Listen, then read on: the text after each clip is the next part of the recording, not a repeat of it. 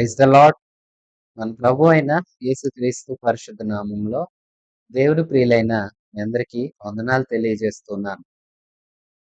ప్రియ విశ్వాసులారా, నేటి నుంచి మనం ప్రకటన గ్రంథాన్ని ధ్యానం చేసుకుంటాము. ప్రకటన గ్రంథం ఇదే బైబిల్ గ్రంథంలో ఆఖరి పుస్తకం, 66వ పుస్తకం. ఆదికాండం నుండి సాగుతూ వచ్చిన ఈ పరిచర్యను దేవుడు నేటి వరకు అద్భుతంగా జరిగించారు. ఈ పుస్తకంలోనికి మనం అడుగు పెట్టడానికి కృప చూపించిన దేవునికి మహిమ కలుగును గాక. ఈ గ్రంథాన్ని మనం ప్రారంభించుకునే ముందు ఒక చిన్న ప్రార్థన చేసుకుందాము. ప్రేమ కలిగిన మా ప్రియ పరలోకపు తండ్రి, జీవాధిపతి, ఈ ప్రకటన గ్రంథాన్ని తండ్రి మేము ధ్యానం చేసుకోబోతూ ఉండగా మీ సహాయము మాకు అనుగ్రహించి ఈ గ్రంథం అంతటిని మాకు నేర్పించండి. చక్కగా ధ్యానం చేసుకొని ఈ గ్రంథంలో ఉన్న వాక్కులన్నింటినీ మేము గైకొని వాటిని అనుసరించి జీవించే వారముగా మా జీవితాలను మేము చక్కబెట్టుకొని మహిమగల మీరు ఆకడకు ఎదురు చూస్తూ అనేకుల్ని సిద్ధపరిచే వారముగా మేము సిద్ధపడుతూ అనేకుల్ని సిద్ధపరుస్తూ మీలో నిలిచి ముందుకు సాగే వారముగా ఉంటున్నట్లు మమ్మల్ని జ్ఞాపకం చేసుకోమని ప్రార్థించుకుంటున్నామయ్యా. మీ సహాయాన్ని మాకు అందించండి. మీ ఆత్మ నడిపింపును మీరు మాకు దయచేయండి. ఈ గ్రంథం అంతటినీ మీరే మాకు నేర్పించమని నజరేయుడకు యేసు పరిశుద్ధ నామమున ప్రార్థించి వేడుకొనుచున్నాను తండ్రి, ఆమెన్. ప్రియ విశ్వాసులారా, ఈ ప్రకటన గ్రంథాన్ని రచించిన రచయిత అపోస్తలుడైన యోహాను, యేసుక్రీస్తు ప్రభు యొక్క శిష్యుడు. ఈయన కొత్త నిబంధనలో 5 పుస్తకాలు రాశాడు. యోహాను సువార్త 1, 2, 3 యోహాను పత్రికలు, అలాగే ఈ ప్రకటన గ్రంథం ఈయన చేతే వ్రాయబడడం జరిగింది. ఈ గ్రంథాన్ని రాసే సమయానికి రాసిన కాలం వచ్చేసరికి క్రీస్తు శకం 90 నుంచి 96 సంవత్సరం మధ్య కాలంలో ఈ యొక్క గ్రంథాన్ని వ్రాసాడని అనేకులైన వేద పండితులు బలంగా చెప్తూ ఉన్నారు. మొదటి శతాబ్దం ఆఖరిలో ఈ యొక్క గ్రంథం రాయబడింది. ఇక గ్రంథానికి మనం చూస్తే ఈ గ్రంథంలో 22 అధ్యాయాలు ఉంటాయి, 404 వచనాలు ఉంటాయి. ఈ గ్రంథానికి మూలవాక్యం ప్రకటన గ్రంథం 1వ అధ్యాయం 3వ వచనం.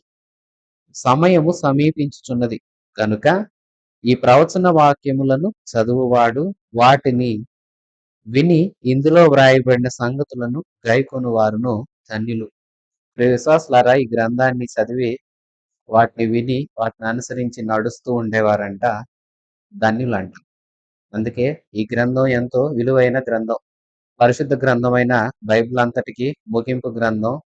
65 పుస్తకాల సారాన్ని గ్రహించిన వారికి ఈ గ్రంథం ఎంతో తేలికగా అర్థమవుతుంది. ఈ గ్రంథంలో కొన్ని సాంకేతికంగా సూచనలు ఉంటాయి. అంటే సూచన ప్రాయంగా కొన్ని రాశారు. అలంకారిక భాషలో ఉంటుంది. అంటే అన్ని అంతే అని కాదు, అన్నింటినీ పోల్చాలి అని కాదు, కొన్ని మాత్రం సంకేతకంగా ఉంటాయి. వాటిని పోలికగా మనం తీసుకుంటాము. ఈ గ్రంథం రచించిన రచయిత యోహాను గురించి చెప్పాలంటే, యోహాను యేసుక్రీస్తు ప్రభుతో కూడా 3.5 సంవత్సరాలు క్రీస్తుతో కూడా నడిచాడు. యేసు ప్రభు యొక్క అన్ని విధాలుగా ఆయనకు దగ్గరగా ఉన్నాడు. ఎన్నో విషయాలు నేర్చుకున్నాడు. నేర్చుకున్న తర్వాత యేసుక్రీస్తు తాను తండ్రి వద్దకు వెళ్లే సమయంలో ఆజ్ఞ ఇచ్చారు కదా, శిష్యులందరికీ ఇచ్చారు. మీరు సర్వలోకానికి వెళ్ళి సర్వ సృష్టికి సువార్త చెప్పండి అని ఇచ్చిన ఆజ్ఞ మేరకు యెరూషలేములో కనిపెట్టండి. నేను వాగ్దానం చేసిన ఆత్మ మీరు పొందుకున్నాక మీరు సాక్షులుగా నిలుస్తారు. ఆత్మ వచ్చే వరకు కనిపెట్టండి అన్నప్పుడు ఆత్మ ప్రత్యక్షత పరిశుద్ధాత్ముడు వరముగా వారికి అనుగ్రహించబడే వరకు వారు యెరూషలేములో కనిపెట్టారు. ఎప్పుడైతే ఆత్మ నింపుదల వారందరికీ అలాంటి అనుభూతి వారందరూ పొందుకున్నారో, ఆనాటి నుంచి భూదిగంతాల వరకు సువార్త పరిచర్య చేయడానికి శిష్యులు ఆయా దేశాలకు వెళ్లి సువార్త పరిచర్య చేస్తూ ఉన్నారు. యోహాను కూడా ఎంతో సువార్త పరిచర్య చేస్తూ ఉన్న వ్యక్తి. యోహాను శిష్యులందరూ యోహాను కన్నా ముందే చాలా మంది హతసాక్షులు అవటం కూడా జరిగింది. యేసుక్రీస్తు ప్రభు యొక్క శిష్యులలో సాధారణ మరణం పొందుకున్న వ్యక్తి యోహాను అని కూడా చెప్పవచ్చు. యోహాను పరిచర్య చేస్తూ ఉన్న దినాల్లో రాజులు కూడా మారుతూ వచ్చారు. రోమా ప్రభుత్వం ఆధిపత్యం మారుతూ వచ్చింది. క్రూరులైన రాజుల పరిపాలన కూడా కొనసాగుతూ వచ్చింది. అలాంటి సందర్భాలలో కూడా సువార్త పరిచర్య ముమ్మరంగా చేశాడు. యోహాను చేస్తూ ఉన్న సువార్త పరిచర్యను ఒప్పుకోనని వారు వేద పండితులు చెప్తారు. చాలా బాగా కాగుతున్న నూనెలో వేశారని చెప్తారు. అంత నూనెలో వేసిన యోహానికి ఏమీ కలగలేదు. ప్రాణహాని జరగలేదు. ప్రాణం పోలేదు. సరే, మరొకసారి ఎత్తైన గోపురం మీదకి తీసుకుని వెళ్ళి అక్కడి నుండి క్రిందకు పడవేశారని కూడా చెప్తారు.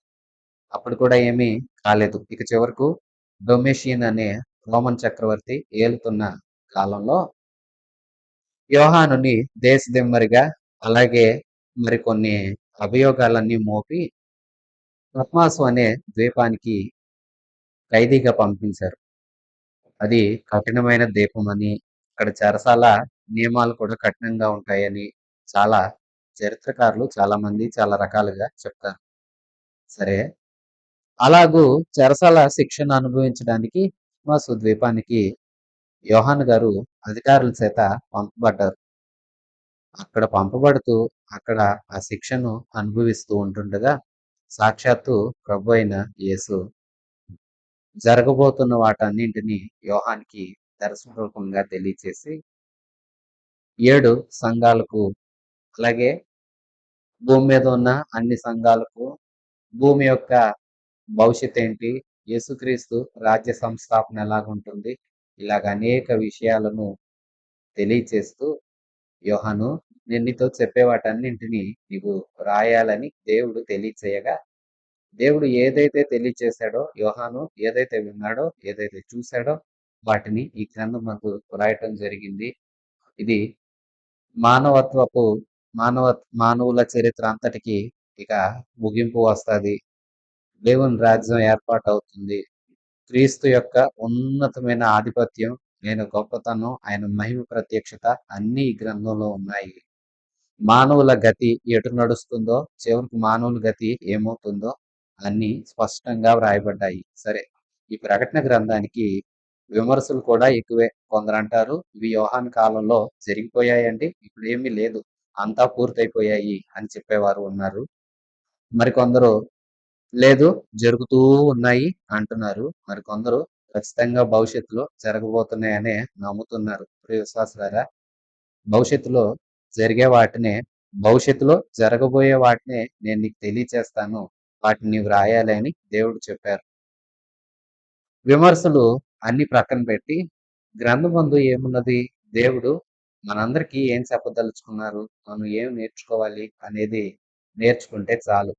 ఏ కాలానికి చెందింది, ఏ సందర్భానికి అంటే సందర్భం మనం ధ్యానం చేస్తాం గాని సందర్భాన్ని కూడా అప్పటికి సందర్భాన్ని ధ్యానం చేస్తాము. అయితే మనం సందర్భం వరకే పరిమితంగా చూడకూడదు. కొన్ని సందర్భాల వరకే పరిమితం అవుతాయి. మరికొన్ని అయితే ఆ సందర్భంలో వారు ఎలాగూ సాగుతారో లేదా సాగారో, కొన్ని చరిత్రలైనా ఎందుకు మనకు దొరుకుతాయంటే చరిత్ర మనకు పాఠం నేర్పుతుంది. మనం కూడా అదే అవిధేయతలో ఉంటే వారిలాగానే పడిపోతామని తెలియచేయడానికి చరిత్ర. అలాగే ఏదైనా సరే. కాబట్టి మనం మన ఆత్మీయ జీవితానికి ఎంత ఇది దీవెనకరం అవుతుంది, దేవుడు మనతో ఏం చెప్పదలుచుకున్నాడు అని మనం అలాంటి కోణంలో ఆధ్యాత్మిక దృష్టితో ఈ పత్రికను ధ్యానం చేసుకోవాలి. ఎంతో ఆశీర్వాదం కలిగించే గ్రంథం ఇది. దీనిని ప్రకటన గ్రంథం అని పేరు రాశారు. ప్రకటన అంటే ఈ గ్రంథంలో ఉన్న 22 అధ్యాయాలు అంతా ఒకే ప్రకటన. ప్రకటనలు కాదు, వేరు వేరు కాదు. అంతా ఒకటే ప్రకటన. అంత క్రీస్తుని గురించిన ప్రకటన. ప్రత్యేకించి ప్రకటన గ్రంథం అనటం కన్నా ప్రత్యక్షత, ప్రత్యక్షము ఇలాంటి పదాలు సూట్ అవుతాయని, అంటే చాలా చక్కగా సరిపడతాయని వేద పండితులు చెప్తారు. కారణం ఏంటంటే ప్రత్యక్షము లేదా ఈ ప్రకటన అనే మూల భాషలో వ్రాయబడ్డ, గ్రీకు భాషలో వ్రాయబడ్డ పదాన్ని బట్టి దీనికి అర్థం ఏమని వస్తుందంటే తెర తీసి అవతల ఉన్నదాన్ని స్పష్టంగా చూపించడం, మరుగుగా ఉన్నదాన్ని స్పష్టంగా బయలుపరచడం, ఇలా అర్థం వస్తుంది. అంటే మన కన్నులకు ఏదైతే మరుగుగా ఉన్నదో, మనకి ఏదైతే తెలియట్లేదో దాన్నంతటిని స్పష్టంగా తెలియచేయటమే అనే పేరు. ప్రత్యక్షత అనే పేరైతే చాలా చక్కగా సరిపడుతుందని చెప్తారు. సరే, ప్రకటన గ్రంథం అన్నారు కదా! అంటే దేవుని గురించిన ప్రకటన. మనం దాన్ని ధ్యానం చేసుకుంటాం. ఇంకా ఎన్నో విషయాలు ఈ గ్రంథాన్ని గురించి ఉన్నాయి. విశిష్టతలు ఉన్నాయి. అలాగే చాలా వివరాలు కూడా ఉంటాయి. యేసుక్రీస్తు ప్రభు యొక్క మహిమ ప్రత్యక్షత, ఆయన రాజ్య పరిపాలన, ఆయన సింహాసనం, వెయ్యేండ్ల పాలన, నూతన యెరూషలేము, సంఘమంతా దేవుని దగ్గర యుగయుగాలు ఆనందించడం, అలాగే విడవబడిన ప్రజలకు భూమి మీద ఎదురయ్యే పరిస్థితులు, మహాశ్రమలు, అలాగే సాతాను మనుషుల్ని ఎలా మోసం చేస్తాడు, మనుషుల మీద ఎలా అజమాయిషీ చేస్తాడు, వ్యాపార సామ్రాజ్యం అంతా ఏమైపోతుంది, మత విషయం అంతా ఏమైపోతుంది, చివరకు ఆధిపత్యం యేసుదే. ఇలాంటి అనేక విషయాలు ఈ గ్రంథంలో మనం నేర్చుకుంటాం. వధువు సంఘం తను తాను అలంకరించుకున్న దృశ్యాన్ని కూడా మనం ఇందులో చూస్తాం. మనం అందరం నిరీక్షిస్తున్న నూతన యెరూషలేము పట్టణాన్ని గురించి కూడా యోహాను ఎంతో చక్కగా తాను చూసిందంతా వర్ణించారు. ప్రియ విశ్వాసులారా, ఈ గ్రంథం అవిశ్వాసులకు, అవిధేయులకు, అల్ప విశ్వాసులకు చాలా భయాన్ని కలిగిస్తుంది. కానీ క్రీస్తు మీద ఆధారపడి మంచి నిరీక్షణతో ముందుకు కొనసాగే విశ్వాసులకు ఈ గ్రంథం ఎంతో ఆనందాన్ని ఇస్తుంది. త్వరగా అవి నెరవేరితే బాగుండు, నేను ఆ రాజ్యానికి వెళితే బాగుండు అన్నంత ఆనందాన్ని, ప్రోత్సాహాన్ని ఇస్తాయి. ప్రియ విశ్వాసులారా, ఈ గ్రంథంలో అనేక విషయాలు ఉన్నాయి.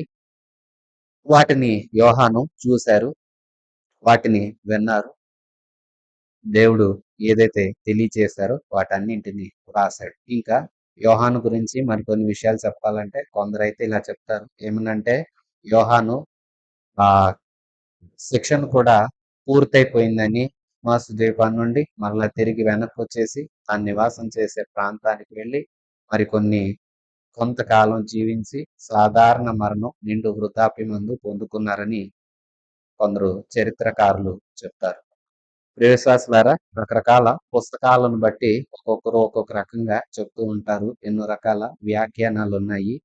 అయితే మనం మనుషుల వ్యాఖ్యానాల కన్నా దేవుడు మన ముందు ఈ బైబిల్ గ్రంథంలో, ఈ చిట్ట చివరి పుస్తకంలో ఏమి వ్రాయించారు యోహాను ద్వారా అనే దాన్ని మనకు అవసరమైనంత, మన ఆత్మీయ జీవితాలకు అవసరమైనంత మనం ధ్యానం చేసుకుంటూ ముందుకు సాగుదాము. ఇక మీ బైబిల్ గ్రంథాలు తెరవండి. ప్రకటన గ్రంథము 1వ అధ్యాయం 1 నుంచి. యేసుక్రీస్తు తన దాసులకు కనపరచుటకు దేవుడు ఆయనకు అనుగ్రహించిన ప్రత్యక్షత. ఈ సంగతులు త్వరలో సంభవించనై ఉన్నవి. ఆయన తన దూత ద్వారా వర్తమానం పంపి తన దాసుడైన యోహానుకు వాటిని సూచించెను. అతడు దేవుని వాక్యమును గురించియు యేసుక్రీస్తు సాక్ష్యమును గూర్చి తాను చూచినంత మట్టుకు సాక్ష్యమిచ్చెను. సమయము సమీపించినది కనుక ఈ ప్రవచన వాక్యములను చదువువాడును, వాటిని విని ఇందులో వ్రాయబడిన సంగతులను గైకొను వారును ధన్యులు. యోహాను ఆసియాలో ఉన్న 7 సంఘములకు శుభమని చెప్పి వ్రాయినది. వర్తమాన భూత భవిష్యత్ కాలములలో ఉన్నవాని నుండియు, ఆయన సింహాసనం ఎదుటనున్న 7 ఆత్మల నుండియు, నమ్మకమైన సాక్షియు, మృతులలో నుండి ఆది సంభూతుడుగా లేచిన వాడును, భూపతులకు అధిపతి అయిన యేసుక్రీస్తు నుండియు కృప సమాధానము మీకు కలుగునుగాక. ప్రియ విశ్వాసులారా, ఆరంభంలో ఇలాగూ తెలియచేస్తున్నారు. యేసుక్రీస్తు తన దాసులకు కనపరచడానికి దేవుడు అనుగ్రహించిన ప్రత్యక్షత. యేసుక్రీస్తు ప్రభువు తన దాసులకు ఏమై ఉన్నాడో తెలియచేయడానికి క్రీస్తుని గురించి దేవుడిచ్చిన ప్రత్యక్షత ఇది. యేసుక్రీస్తు ప్రభువు భూమి మీద నుండి వెళ్ళిపోయారు. నేను వస్తానన్నారు. 1వ శతాబ్దం అంతంలోకి వస్తుంది. 70వ సంవత్సరంలో రోమా ప్రభుత్వాన్ని ఏలుతున్న సందర్భాల్లో నీరో చక్రవర్తి కాలంలో చాలా ఇబ్బందులు పడ్డారు. ఇక శతాబ్దం ముగింపుకు వచ్చేసరికి డొమేషియన్ అనే చక్రవర్తి కాలంలో కూడా ఎంతో ఇబ్బందులు పడ్డారు. క్రైస్తవులు చాలా బాధలు ఎదుర్కోవాల్సి వచ్చింది. యూదులు, అలాగే యేసు ప్రభువుని ఆరాధిస్తున్న క్రైస్తవులకు ఇలా ఎన్నో రకాల పరిస్థితులు ఎదురయ్యాయి. అప్పుడు అనేకులలో ప్రశ్న, ఏంటి మా పరిస్థితి? ఏంటి మా సంగతి?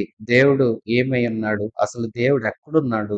ఏంటి? ఇలాంటి ఆలోచనలన్నీ చేస్తూ ఉంటుండగా, దేవాది దేవుడు తన దాసులకు యేసుక్రీస్తు ఏమై ఉన్నారు? అసలు యేసుక్రీస్తు యొక్క వాస్తవికత ఏంటి? ఆయన మానవ రూపాన్ని అపోస్తలులు చూశారు. మానవత్వంలో ఉన్న ఆయన దైవత్వపు విలువలను గుర్తించి, యేసు ప్రభుకి వారు సాక్షులుగా ఉన్నారు. అయితే మహిమనందున్న క్రీస్తు ఎలా ఉంటారు? ఈ విషయాలు ఎవరికి తెలుసు? ఎవరికీ తెలీదు. యోహానుకు దేవుడు వాటిని ప్రత్యక్షపరిచారు. తన దాసులకు కొంత ప్రత్యక్షమైంది. ప్రత్యక్షపరచబడినంత మట్టుకు వారు సాక్ష్యమిస్తూ ఉన్నారు. సాక్షులు కూడా అయ్యారు. అయితే ఇంకా మహిమలో ఉన్న క్రీస్తు ఎలా ఉంటారు? ఈ గ్రంథంకి ఉన్న ముఖ్య ఉద్దేశం కూడా అదే. మహిమ ఏంటో, ఆయన ప్రభావాలేంటో, ఆయన ఆధిపత్యం ఏంటో, అలాగే ఆయన అందరి పట్ల మన మనందరి పక్షాన ఎలాంటి నమ్మకత్వాన్ని ఎలా దేవుడై ఉన్నాడో తెలియచేయడం కోసం కూడా దేవుడు తన ప్రత్యక్షతను, యేసుక్రీస్తు యొక్క ప్రత్యక్షత తన దాసులకు అనుగ్రహించారు. యోహాను ఏవైతే సంగతులు వ్రాయబోతున్నారో ఇవన్నీ త్వరలో సంభవించనై ఉన్నాయి. తన దూత ద్వారా వర్తమానం పంపారు. యోహానుకు వాటిని సూచించారు. యోహాను దేవుని వాక్యాన్ని గురించి, యేసుక్రీస్తు సాక్ష్యాన్ని గురించి తను చూసినంత మట్టుకు సాక్షిగా నిలిచి సాక్ష్యం అందిస్తూ వచ్చాడు. సమయం సమీపిస్తుంది. నా ప్రియ సహోదరి, సహోదరులారా, నిజమే కాలం భయంకరంగా ఉంది. మనుషులలో ఎన్ని రకాల మనస్తత్వాలు ఈవేళ ఎదురు చూస్తున్నామో, మనం అనుభవిస్తున్నామో, ఎదుర్కొంటున్నామో క్రొత్తేమీ కాదు. మనిషి మనస్తత్వం మారిపోతుంది. మనిషి రాను రాను అవిధేయుడైపోతున్నాడు, అవిశ్వాసి అయిపోతున్నాడు, తిరగబడుతున్నాడు. పెద్ద చిన్న గౌరవం లేదు. ఇక దేవునికి భయపడేవారు లేరు. పాపం విచ్చలవిడి అయిపోయింది. పాపం ఎంత అలవోకగా చేస్తూ ఉన్నారంటే ఇక ఏముంది అంటూ పాపాన్ని కూడా సమర్థించుకుంటున్న పరిస్థితులు. అయితే సమయం సమీపిస్తుంది గనుక ఈ ప్రవచన వాక్యాలు, ఈ గ్రంథమందు వ్రాయబడ్డవి, అలాగే బైబిల్ గ్రంథం అంతా వ్రాయబడ్డవి ఎవరైతే వింటారో, ఎవరైతే చదువుతారో, ఎవరైతే వాటినన్నిటిని గైకొంటారో అంటే ఆచరిస్తారో వారందరూ ధన్యులు. ప్రియ సహోదరులారా, బైబిల్ అంతా మనం చదవాలి. అక్కడ, ఇక్కడ, ఎక్కడో అన్నట్లుగా కాదు. బైబిల్ అంతా క్రమంగా చదవాలి. ఏవో 4 పుస్తకాలు ఎవరో చెప్పారని 4 సువార్తలు, ఇలా ఎవరో చెప్పారని ఒక హెబ్రీ పత్రిక, ఒక ప్రకటన గ్రంథము, ఇంకా పాత నిబంధనలోకెళ్ళి ఏదో కీర్తనల గ్రంథం అని, సామెతలని ఇలా ఎక్కడో అక్కడ 4 పుస్తకాలు చదివి బైబిల్ అంతా తెలుసుకున్నానని చెప్పకూడదు. బైబిల్ అంతా శ్రద్ధగా చదవాలి, ధ్యానం చేయాలి. ప్రతి అధ్యాయం మనకు పాఠం నేర్పిస్తూనే ఉంటుంది. ప్రతి అధ్యాయంలోనూ దేవుడు మన ప్రవర్తన గురించి మాట్లాడుతూనే ఉంటారు. ప్రతి వచనం మనల్ని హెచ్చరిస్తూ ఉంటుంది. సరిచేసుకోమని సలహా ఇస్తుంది. బలహీనంగా ఉన్న వేళ ధైర్యపరుస్తుంది. కృంగిపోయిన వేళ వెన్ను తట్టి నేనున్నాను అని అభయం ఇస్తాడు దేవుడు తన వాక్కుల ద్వారా. వాక్కులన్నిటినీ చదివేవారు, వాటిని అనుసరించి గైకొని వారందరూ ధన్యులు. నా ప్రియ సహోదరులారా, మరి మీరు వాక్యాన్ని విని వాక్యానుసారమైన జీవితాన్ని జీవిస్తూ ఉన్నారా? యోహాను ఆసియాలో ఉన్న 7 సంఘాలకు రాస్తున్నాడు. ఆ సంఘాలన్నింటికి ఆయన శుభమని చెప్పి రాస్తున్నాడు. ప్రత్యేకించి ఈ ప్రకటన గ్రంథం అనేది ఆసియాలో ఉన్న 7 సంఘాలకు వ్రాయబడ్డాయి. వ్రాయబడిన పుస్తకం ఇది.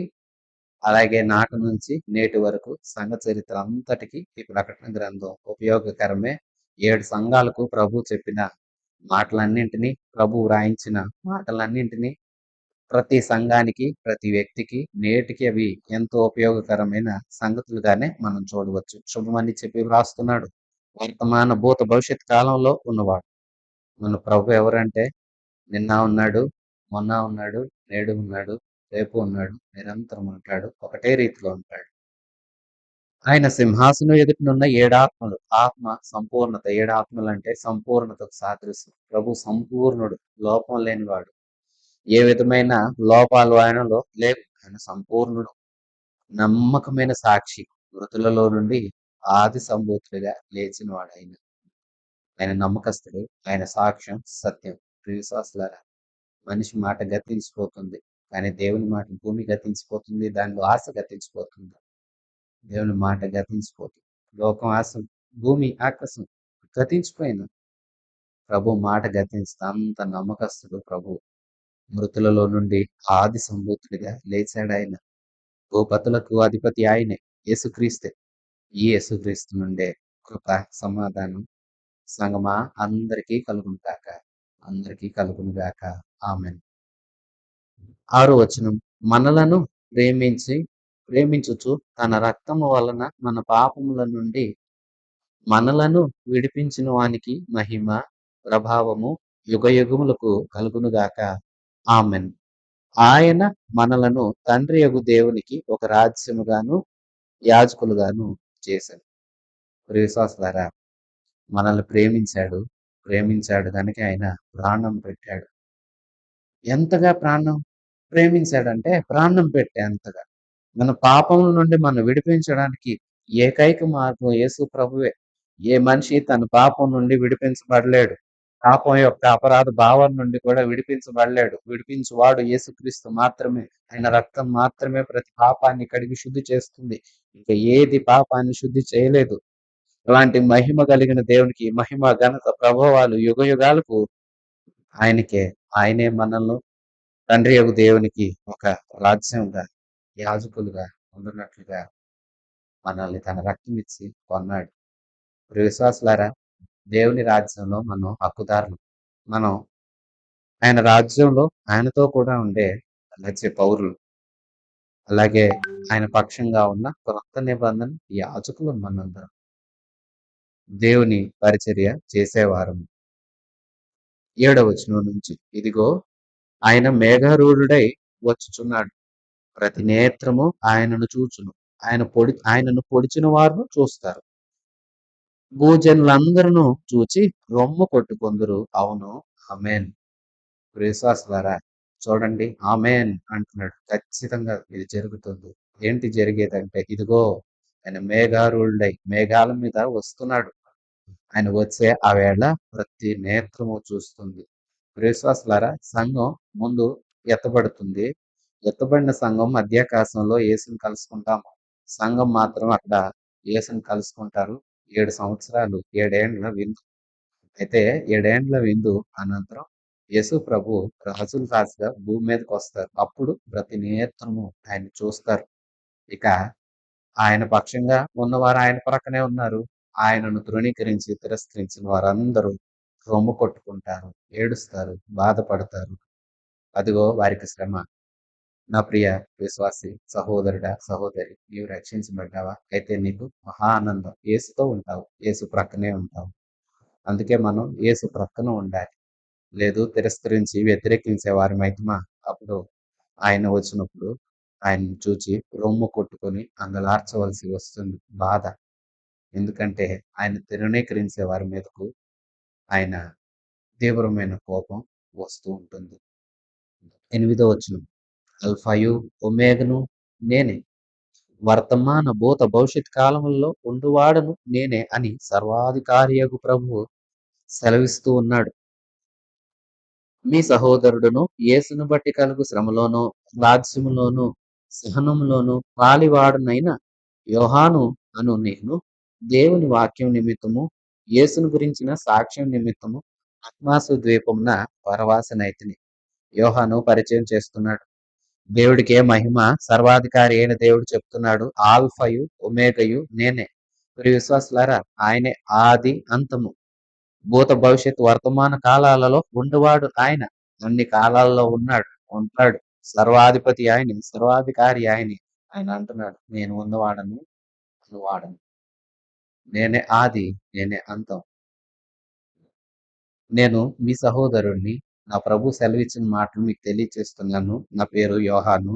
నేను యేసుక్రీస్తు ప్రభువుని గురించిన వాక్యం చెప్తూ ఆయన గురించి సాక్ష్యం ఇస్తూ ఉండగా, ఈ వాక్యము, సాక్ష్యము వింటున్న వారు రక్షించబడుతుంటే, విననొల్లని వారు నా మీద నేరాలు మోపి నన్ను పద్మాసు ద్వీపానికి పంపారు. పద్మాసు ద్వీపమందు నేను పరవాసినై ఉన్నాను. 10వ వచనం. ప్రభువు దినమందు ఆత్మవశుడినై ఉండగా బూరధ్వని వంటి గొప్ప స్వరము నీవు చూచుచున్నది పుస్తకంలో వ్రాసి ఎఫెసు, స్మరణ, పెర్గము, తొయతైర, సార్దిస్, ఫిలదెల్ఫియా, లవోదికయ అను 7 సంఘములకు పంపమని చెప్పుట నా వెనుక వింటిని. పద్మాసు ద్వీపమందు పరవాసి అయ్యాడు యోహాను. శిక్షణ అనుభవించే కారణం చేత అక్కడకు పంపిస్తారు. ఆ ప్రాంతానికి వెళ్ళాడు. తను అక్కడ ఉన్నాడు. అది ప్రభు దినం. ఆ దినాన పరవశుడయ్యాడు. ఆత్మయందు ఆనందిస్తూ ఉన్నాడు. ఆత్మలో దేవుణ్ణి స్తుతిస్తూ ఉంటే బూర ధ్వని వంటి గొప్ప స్వరం ఆయన చెవులకు వినపడింది. వినపడిన ఆ స్వరం ఇలాగ చెప్తుంది ఏమనంటే, నువ్వేదైతే నీ కళ్ళ ముందు చూస్తున్నావో ఆ వర్తమానం అంతా పుస్తకంలో రాయి. అంటే ఈ స్వరం నీతో ఏం చెప్తుందో, నీ కళ్ళ ముందు ఏ దర్శనాలు కనిపించబోతున్నాయో వాటన్నింటినీ నీ పుస్తకంలో రాసి 7 సంఘాలకు పంపించు. Ephesus, Smyrna, Pergamum, Thyatira, Sardis, Philadelphia, Laodicea అను 7 సంఘాలకు పంపమని చెప్పట వెనకాల నుండి విన్నాడు. వినగానే 12వ వచనం. ఇది వినగా నాతో మాట్లాడుచున్న స్వరం ఏమిటో అని చూడ తిరిగితిని. స్వరం ఏంటి? ఎవరు నన్ను ఇలాగ రాయమంటున్నారని వెనక్కి తిరిగాడు. తిరగగానే 13వ వచనం. తిరగగా 7 సువర్ణ దీప స్తంభములను, ఆ దీప స్తంభముల మధ్యను మనిషి కుమారుని పోలిన ఒకని చూచితిని. ఆయన తన పాదముల మట్టుకు దిగుచున్న వస్త్రమును ధరించుకొని రొమ్మున బంగారు దట్టి కట్టుకొని ఉండెను. ఆయన తలయు తల వెంట్రుకలను తెల్లని ఉన్నిని పోలినవై హిమమంత ధవలముగా ఉండెను. ఆయన నేత్రములు అగ్ని జ్వాల వలె ఉండెను. ఆయన పాదములు ఒలిమిలో పుటము వేయబడి మెరయుచున్న అపరంజితో సమానమై ఉండెను. ఆయన కంఠ స్వరము విస్తార జల ప్రవాహముల ధ్వని వలె ఉండెను. ఆయన తన కుడి చేత 7 నక్షత్రములను పట్టుకుని ఉండెను. ఆయన నోట నుండి 2 అంచులు గల వాడి అయిన ఖడ్గమొకటి బయలు వెడలుచుండెను. ఆయన ముఖము మహా తేజస్సుతో ప్రకాశించుచున్న సూర్యుని వలె ఉండెను. నేను ఆయన్ని చూడగానే చచ్చిన వాని వలె ఆయన పాదముల యొద్ద పడితిని.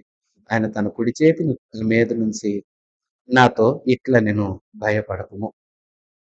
ప్రియ విశ్వాసులారా, స్వరం ఏంటో అని వెనక్కి తిరిగాడు యోహాను. యోహానుకు దేవుని స్వరం వినపడుతుంది. స్వరం బూర ధ్వనిలాగా పెద్దగా ఉంది, బిగ్గరగా ఉంది. ఒక బూరను గనక ఊదితే ఎంత బిగ్గర శబ్దం వస్తుందో అలాంటి గొప్ప స్వరం ఆయనతో ఇలాగంటున్నారు. స్వరం వినిపిస్తుంది. స్వరం ఇలాగా ఏమంటున్నారంటే, యోహాను నువ్వేదైతే చూస్తున్నావో, ఏవైతే వింటున్నావో వాటిని ఇదిగో ఈ సంఘాలకు వ్రాయి, పుస్తకంలో వ్రాసి ఈ సంఘాలకు పంపించు అనే ఒక స్వరం వినిపించింది. ఏంటి ఇలాంటి స్వరం? పైగా సంఘాలకు లేఖ రాయాలంట అంటూ అలా వెనక్కి తిరిగేసరికి, అలా ప్రక్కగా తన తల తిప్పేసరికి ఒక దృశ్యం ఆయనకి కనిపిస్తుంది. ఏంటి ఆ దృశ్యం అంటే 7 సువర్ణ దీపస్తంభాలు. దీపస్తంభాల మధ్య మనుష్య కుమారుని పోలిన ఒకని చూచాడు. మనిషి కుమారుడు ఎవరు? ఆయన ప్రభు అయిన యేసు క్రీస్తు. ఆయనను భూమి మీద సంచరిస్తూ ఉండగా మనిషి కుమారుడు అని అనేకుల చేత ఆయన పిలువబడ్డాడు. ఆయన కూడా మనిషి కుమారుడు అంటూ తన గురించి అనేక సందర్భాల్లో చెప్పిన సందర్భాలు ఉన్నాయి. మనిషి కుమారుని పోలిన ఒకరు అంటే భూమి మీద ఉన్నట్లుగా కాదు. పోలికైతే ఆయనలాగా ఉంది కానీ రూపం వేరుగా ఉంది. రూపం ఎంత గంభీరమైనదో చూడండి.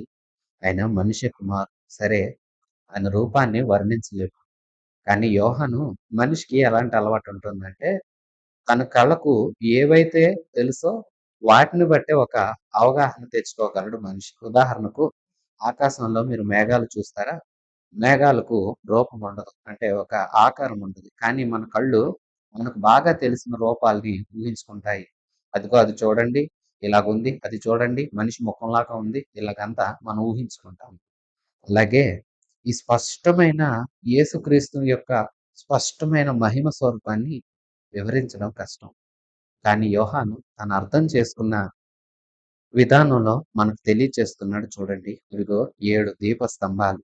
7 దీపస్తంభాల మధ్య ఒక ఆయన. ఆయన తెల్లని వస్త్రాలు ధరించాడు.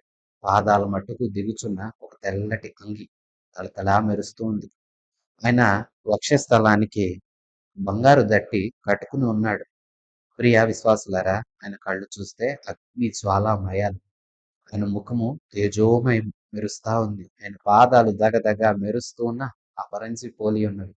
కుడి చేతిలో 7 నక్షత్రాలు చేత పట్టుకుని ఉన్నాడు. ఆయన స్వరము విస్తార జలములు శబ్దం ఎలాగుంటుందో అలాగా ఆయన శబ్దం ఉంది. ఆయన తల వెంట్రుకలు ధవళముగా కనిపించాయి. తెల్లగా ఉన్నాయి. ఆయన నోట నుంచి వాడిగల రెండంచుల ఖడ్గము బయలు వెడలుచున్నది. ప్రియవిశ్వాసులారా, ఎంతో మహిమా స్వరూపి మన ప్రభు. ఆయన మహిమను వివరించలేము, వర్ణించలేము. యోహాను ఎంత గంభీరంగా అర్థం చేసుకోగలిగాడో అంత స్పష్టంగా మనకు రాస్తున్నాడు. ప్రియ విశ్వాసులారా, మహిమా స్వరూపి అయిన ఆ యేసుని మనం కూడా మహిమ శరీరాలతో కలుసుకోబోయే రోజు రాబోతా ఉంది. ఈవేళ ఆయన మనం అద్దంలో ఉన్నట్లుగా అంటే కాస్తంత మనకు అర్థమయ్యేంతగా మనం ఊహించుకుంటున్నాం గాని, ఆ వేళ ఆయన ముఖాముఖిగా చూస్తాం. స్పష్టంగా ఆయన ఏమై ఉన్నాడో ఆయన చూస్తాము. ఆయన పోలి కూడా మనం జీవిస్తాం. ఆయన ఉన్నతమైన దేవుడు. మరి విశ్వాసులారా, ఆయన వర్ణన అంతా చక్కగా ఉన్నది. ప్రతి పదానికి రకరకాల ఆత్మీయ కోణంలో అర్థాలు చెప్పవచ్చు. అయితే ఆయన స్వరూప దర్శనం మాత్రం చాలా గంభీరంగా ఉంది. తెల్లని వస్త్రాలు ఆయన పరిశుద్ధతను చూపిస్తా ఉన్నాయి. బంగారం కూడా పరిశుద్ధతకు అలాగే ఉన్నతమైన ఘనతకు సాదృశ్యం. ఖడ్గం ఆయన నోట నుండి వస్తుంది. వాక్యానికి సాదృశ్యం. ఆయన కళ్ళు అగ్ని జ్వాలామయం. అంటే పాపాన్ని సహించలేడు ఆయన. పాపాన్ని ఆయన ఒప్పుకోడు. అలాగే ఆయన కళ్ళు అలాగెందుకున్నాయి? అగ్ని జ్వాలామయం. కళ్ళు ఎర్రగా ఎప్పుడొస్తాయంటే కోపం తెచ్చుకున్నప్పుడు మనిషి కన్నెర్ర చేశాడు అంటారు కదా! అంటే చూడండి ఆయన కళ్ళు అగ్నిలాగా కనిపిస్తున్నాయంటే ఆయన ఆయనను తిరస్కరించే వారి పక్షంగా, తప్పులు చేస్తున్న వారి పక్షంగా, పాపపు దిశలో నడుస్తున్న వారి పక్షంగా ఆయన కళ్ళు కోపంగా ఉన్నాయి. విశ్వాసులారా, జాలిగల దేవుడు. ఆయన భూమి మీద సంచారం చేస్తూ మనిషిగా జీవించినప్పుడు మానవ శరీరాన్ని ధరించి ఉంటూ ఎందరినో ఆయన కళ్ళు కనికరించాయి, జాలిపడ్డాయి. మహిమలో ఉన్న ఆయన చూడండి, ఆయన కళ్ళు అగ్ని జ్వాలామయం. ఎవరు తప్పించుకోగలుగుతారు? మనిషి, నీవు అనుకుంటున్నావా నేను తాగగలను, ఏమి చేసినా సరిపోతుంది, తప్పించుకుంటాను, మనుషుల ముందు బాగున్నాను కదా అనుకుంటున్నావా?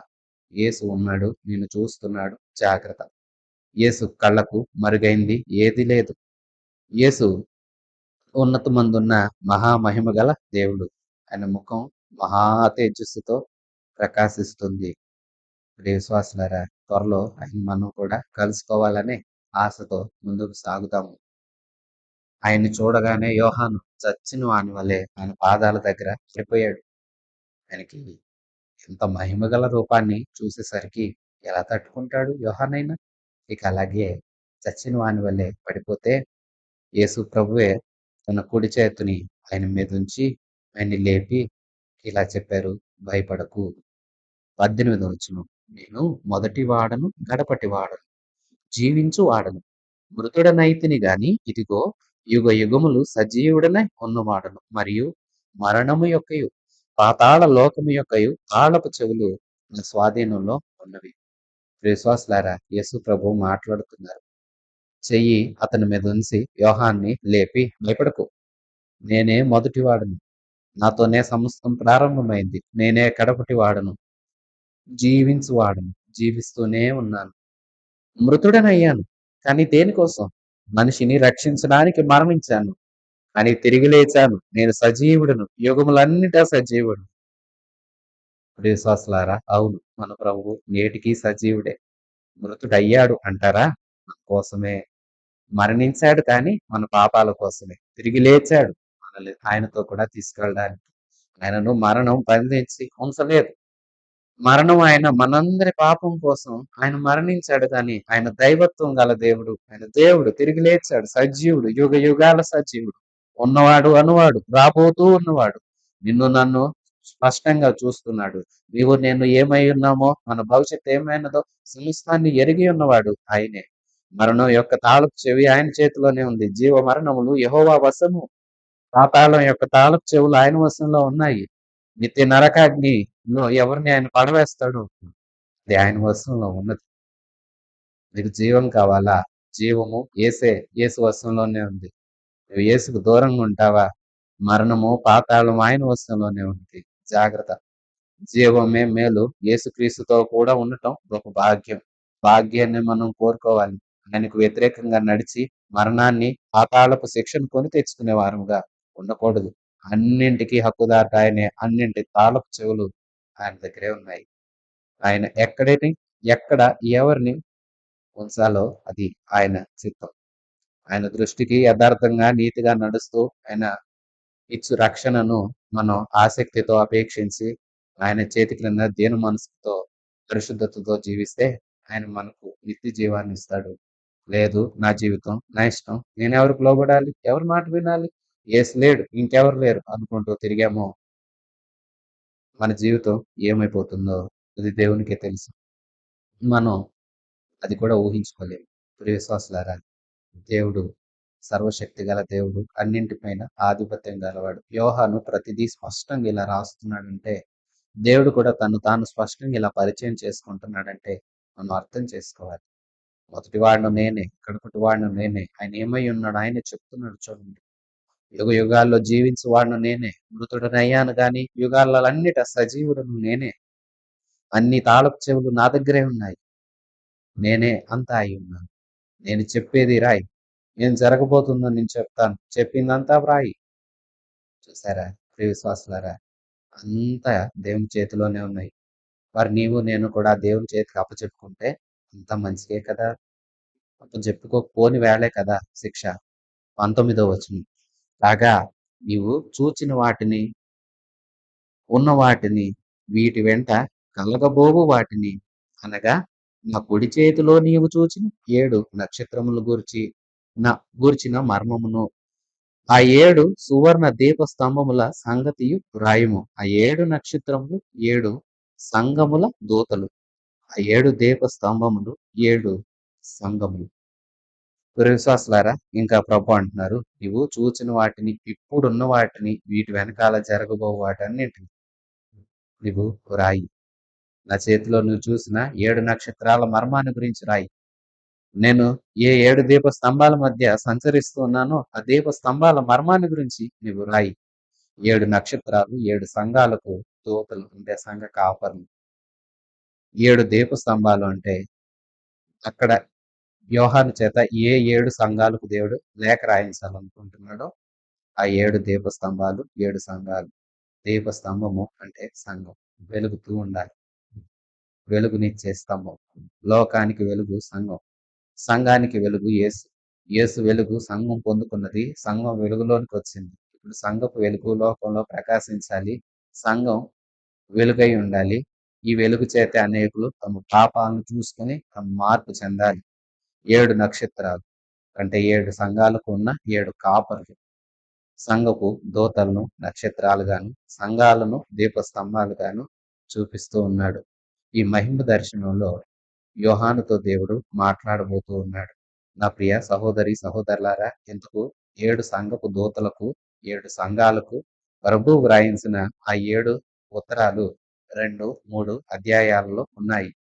మనం వాటన్నింటినీ దేవుడు సంఘాలకు ఏం చెప్పదలుచుకున్నాడో, ఏం చెప్తున్నాడో మనం వాటన్నింటినీ చూస్తాము. సంఘ లేఖలు ముగిసిన తర్వాత ఇక్కడ చెప్పినట్లుగా కలగబోవు వాటిని అంటే ఇక ఆ తర్వాత ఏం జరగబోతుంది అనేది 4వ అధ్యాయం నుంచి ఆ ఉన్నత పరలోక సీమ ఎలా ఉంటుంది, అక్కడ ఎలాంటి మహిమాన్వితుడై యేసు మనకు ప్రత్యక్షమవుతాడో 4, 5 అధ్యాయాల్లో చూస్తాము. ఇక 6 నుండి రాబోతున్న అధ్యాయాలలో దేవునికి వ్యతిరేకులైపోయిన వారు, దేవునికి తిరుగుబాటు చేసిన వారు, భూమి మీద యేసును విశ్వసించకుండా శేషించిన వారందరూ ఉంటారే, వారందరి మీదకు ఎలాంటి శ్రమలు రాబోతున్నాయో గ్రంథస్థం చేయబడింది. గ్రంథమంతా శ్రద్ధగా వినండి. మొదటి అధ్యాయం అంతా పరిచయం. యోహాను పద్మాసు ద్వీపంలో ఉన్నాడు. పద్మాసు ద్వీపంలో దేవుడు అతనికి ప్రత్యక్షమయ్యాడు. మొదటిగా స్వరం వినిపించింది, నేను చెప్పేది నువ్వు చూసింది మొత్తం రాయి. స్వరం ఏంటో అని తిరగబోతే దర్శనం చూశాడు. ఏమిటా దర్శనం అంటే 7 దీప స్తంభాల మధ్య మనిషి కుమారుని పోలిన ఒక ఆయన ఉన్నారు. ఆయనే మహిమలో ఉన్న యేసు.